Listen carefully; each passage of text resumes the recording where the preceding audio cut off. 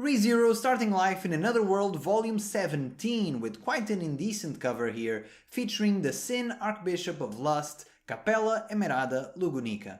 Confession, I misread it the entire book as Emeralda, it's actually Emerada, there is no L in there, the only L's in this volume are for our main characters, ha ha ha ha.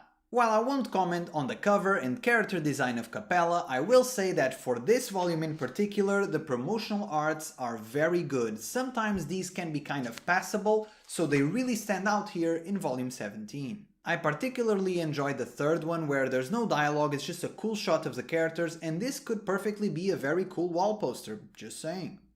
After volume 16, which was for all intents and purposes a break chapter, we are now properly starting arc 5 in true ReZero fashion by hopping back on the pain train at full speed. Choo choo! As horrible as it may sound, I am used to pain and tragedy from ReZero by now. The question is always how, and this volume proves once again that the author hasn't ran out of ideas to put Subaru through the most miserable situations possible. And it's not just Subaru, a lot of characters have a not so great time in volume 17, and the one that surprised me the most was Garfiel. After volume 16, I thought that the author was going to take Garfiel in a direction of expanding his view of the world. Garfiel realizing that he was a big cat in a small cat pond at the sanctuary, and that he still has a long way to go to get to the top. His altercation with Reinhard proves exactly that. I mean, I can't even call that a fight, he was just completely outclassed. I'm not super attached to Garfiel yet, so I thought Arc 5 was a great opportunity for Garfiel to grow as a character, and for me as a reader to get to know him more. After all, for most of Arc 4, he was acting as a pseudo-villain, so here in Arc 5 is the first time where he's on the protagonist's side from the very beginning. And little did I know that the author has so much in store for him. First, we see that Garfiel is fighting some sort of post-traumatic stress disorder after his fight with Elsa. He gives off this image of the unbreakable shield of the sanctuary and this fierce warrior, but to put it into context, in this arc, he's around 15 years old. I don't know how the laws in Lugunica are, but the Emilia camp could be doing child labor. He's still very young, and the fight with Elsa took an emotional toll on him that even he probably didn't anticipate. Then things get even spicier as Garfiel discovers that his mother is still alive, and not only that, she has no memories of either him or Frederica. I was very shocked as I thought that this plot point was done. Not only are they reopening Garfield's emotional wounds, but they are also adding the extra complexity of Garfield being torn between telling her the truth or keeping her blissfully ignorant, as much as it hurts him, she seems to be living a very good life. Then I also love the budding relationship between Garfiel and Mimi. It's very sweet, they are very cute, it warms my cold heart. In one single volume, Garfiel and Mimi are already a better couple than Subaru and Emilia. Who would have guessed? That's sort of a joke, kind of in a strange way. After this volume they seem more intimate and less platonic than Subaru and Emilia do, which is a strange realization. I'll leave that discussion for another video someday, as I don't know if I really mean that or if it's just recency bias as I just read this volume, so let's leave it as a joke for now. I really like what the author did with Garfiel in this volume. He just broke down his character completely. Garfiel prides himself in being strong, and yet he's constantly faced with his weakness. Garfiel thought he overcame his past, and now he's faced with it once again. I love this character trajectory, and it makes me very happy that Garfiel is being developed way more than I anticipated, so he will be a way more complex character than just Big Cat Smash. Speaking of smashing the competition, I'm loving Beatrice. My favorite librarian is slowly climbing up the ranks in order to become my favorite character. When Beatrice and Subaru made their pact, it was a powerful moment, and it's super cool to see that Beatrice truly internalized the premise of she's the one saving Subaru and not the other way around. She's the best possible ally Subaru could have. Right from the beginning of the book, he leaves Emilia to her, which shows how much he trusts in Beatrice. Then, when he realizes that he can't beat Shirius by himself or by relying on Reinhard, he calls upon Beatrice, because he knows that this tiny librarian has a big brain. And she does try to come up with a plan with the limited information that they have. She immediately believes Subaru's half-hearted explanation because doubting your partner is for fools and Beatrice is no fool. She constantly encourages Subaru against these overwhelming odds, and most importantly, she provides combat support. Subaru and Beatrice have even developed their own unique spells, which is super cool and geeky at the same time. Back in volume 15, when they said they both had very little mana to work with, I really lowered my expectations, so seeing them be so impressive with the limited resources that they have is very cool.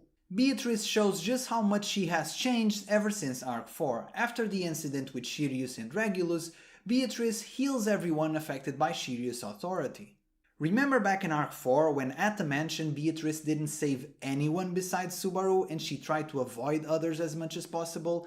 Here she is literally risking her life in order to save bystanders that she doesn't even know. Beatrice's growth as a character is fascinating, and I will admit that I'm kind of displeased as it appears she will be out for a while. I would have enjoyed to see more of Beatrice, but it makes sense that in an arc juggling so many characters they have to put some of them in the shelf. Regardless, her contributions will not be forgotten. Up next is Subaru, who much like Beatrice, I really enjoyed his growth and I have mostly positive things to say. My only complaint for Subaru in the volume as a whole is the first loop, which is very short, only around 16 pages in the Yen Press translation, and my only question is, what is Subaru thinking? From his previous encounter with Betelgeuse and arguably other strong enemies, it has become clear that the best defense is the best offense. Pulverize your enemy before he can even hurt you. Now that is the best plan. And yet, in this first loop, Subaru is hesitant to call upon Emilia and Beatrice because he thinks that the witch cultists may be after Emilia, which is a valid thought, but his alternative is much worse. Emilia, who by the way has grown much stronger, her fight scene with Sirius was a banger. Once again, just like in volume 8, why does she keep having these banger fight scenes super cool and then she's treated like a sensitive, precious little flower? But anyway, that's besides the point. Much like in previous occasions, Subaru's protective instincts made him make very irrational decisions which he should know better by now. What even was his plan in this first loop? I think that he mostly was trying to buy time and save the kid before he could call some reinforcements, but even then his plan or lack thereof was incredibly naive. For as much maturity and composure Subaru shows throughout this volume, the first few pages just seem straight out of old Subaru, just impulsive and dumb. An important thing to mention is that after the events of Arc 4, Subaru has decided that he will not willingly reset as he now values his own life. And honestly, I think that this outlook is much healthier for him than the previous weird martyr complex that he had and still carries to some extent. But from a rational standpoint, I do think that Subaru at multiple times could reset for better outcomes for both him and his companions, and this book showed multiple examples of that, and it's very intriguing that he won't reset in such dire circumstances. This development is very interesting as it raises the stakes in a series whose very premise diminishes them. Subaru could theoretically reset as many times as he wants, but he won't do that, and so each loop carries more meaning. Subaru's progress in this book is super cool to see, both the physical and the mental. For the physical part, Subaru's parkour and improved combat ability is noticeable, and I love that Subaru uses something like a whip and not something conventional like a sword. The whip suits him and his fighting style perfectly, and he does some pretty cool stuff with it. He trips Larry, he grabs Regulus by the neck, and he does some Tomb Raider Indiana Jones type stuff by jumping off of windows. It's just very cool to see. I like this new version of Subaru. He's now strong enough where he can contribute to the fights, and his fighting style makes the fights much more dynamic. He's still not a physically powerful character, and likely will never be, but it's still awesome seeing Subaru actually being useful besides the usual using himself as a decoy.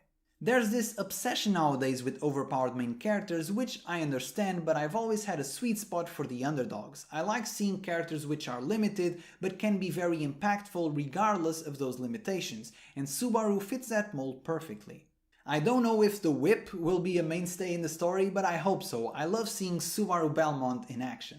And on the psychological aspect, I have to highlight the tough decisions that Subaru had to make in this volume. He prioritized taking back the city hall over saving Emilia and had the presence of mind of leaving gluttony to Julius. In more than one occasion, what Subaru values the most is just dangled in front of him, and yet Subaru makes the better, more rational decision. He's much more mature and aware of his standing now, which once again is why the first loop felt so silly, but I digress. I'm really enjoying Subaru's progress, and the fact that he hasn't reset yet has me very intrigued. I was fully expecting him to reset at the end of that fight with Capella, and yet it didn't happen, so I'm looking forward to see where this all goes.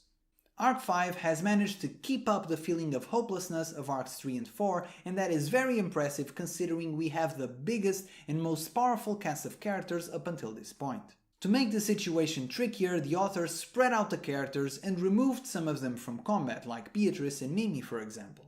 And to counteract the remaining crew, the author added in almost the entirety of the Archbishops of Sin, perhaps even all of them, we don't know yet. And the power creep is insane here. Arc 3 had one Archbishop, which took multiple tries and multiple people to defeat, and in Arc 5 we have 4, and each of their authorities are as troublesome, if not even more troublesome, than Petelius's authority. Shireu's authority is even more broken than it appeared to be on the previous volume, plus she can fight pretty well by herself, which is a bit of a problem. And I cannot emphasize how creepy and disgusting that scene with Capella was. By this point, I would honestly be more relaxed if we had an Archbishop that was just a mercenary, just a dude with no morals in it for money. At least he wouldn't be as creepy and as inhuman. These Archbishops are beyond wicked, and Capella's authority is not only very overpowered, it's also very malicious in the way that she uses it. With Season 3 of the anime being announced, I'm looking forward to see how they animate that scene with the flies, because if they want to, they can make it the stuff of nightmares, and maybe I'll stick with the book for that one. And in the middle of all of this, my main question is, where is Reinhard? Because unless something strange happened to him, he is the great equalizer of Arc 5. Reinhard is the fictional personification of the press here in case of panic button, as powerful as the Archbishops are, with the exception of Shireu's who can use her authority to take hostages. I think Reinhard should be able to defeat all of the other Archbishops pretty easily, so what is he doing? Obviously, because of the broadcast media, this is impossible, but if Reinhard was just oblivious to all of this, just having tea with Felt, that would be kind of very funny dark humor.